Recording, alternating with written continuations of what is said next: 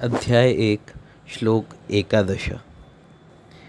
अयनेषु च सर्वेषु यथा भागमवस्थिताः भीष्मेवाभिरक्षन्तु भवन्तः सर्व एव हि।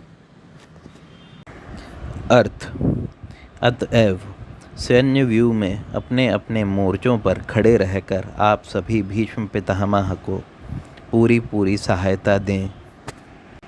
तात्पर्य: भीष्म पितामह के शौर्य की प्रशंसा करने के बाद दुर्योधन ने सोचा कि कहीं अन्य योद्धा यह न समझ लें कि उन्हें कम महत्व दिया जा रहा है। अतः दुर्योधन ने अपने सहज कूटनीतिक ढंग से स्थिति संभालने के उद्देश्य से उपयुक्त शब्द कहे।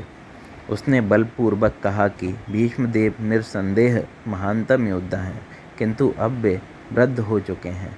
अतः प्रत्येक सैनिक को चाहिए कि चारों ओर से उनकी सुरक्षा का विशेष ध्यान रखे।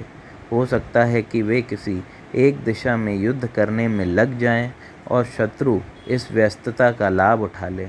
अतः यह आवश्यक है कि अन्य योद्धा मोर्चों पर अपनी अपनी स्थिति पर अडिग रहें और शत्रु को व्यूह न तोड़ने दें।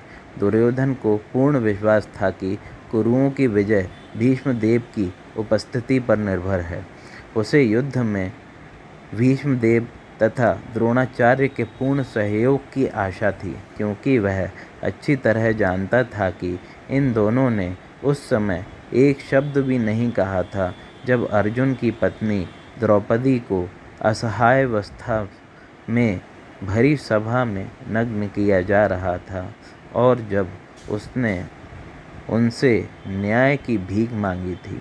यह जानते हुए भी कि इन दोनों सेनापतियों के मन में पांडवों के लिए स्नेह था, दुर्योधन को आशा थी कि वे इस स्नेह को उसी तरह त्याग देंगे जिस तरह उन्होंने धृतकीड़ा के अवसर पर किया था।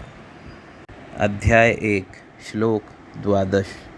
तस्य संजन्य हर्षं कुरुवृद्धः पितामहः सिंहनादं बिन्धोच्चये शंखं दध्मो प्रतापवान। तब कुरुवंश के वयोवृद्ध परम प्रतापी एवं वृद्ध पितामह ने सिंह गर्जना की सी ध्वनि करने वाले अपने शंख को उच्च स्वर से बजाया, जिससे दुर्योधन को हर्ष हुआ। तात्पर्य: कुरुवंश के वयोवृद्ध पितामह अपने पौत्र दुर्योधन का मनोभाव जान गए और उसके प्रति अपनी स्वाभाविक दयावश उन्होंने उसे प्रसन्न करने के लिए अत्यंत उच्च स्वर से अपना शंख बजाया, जो उसकी सिंह के समान स्थिति के अनुरूप था।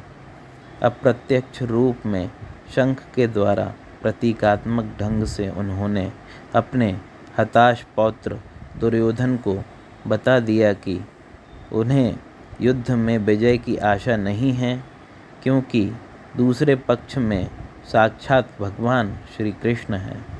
फिर भी युद्ध का मार्गदर्शन करना उनका कर्तव्य था और इस संबंध में वे कोई कसर नहीं रखेंगे।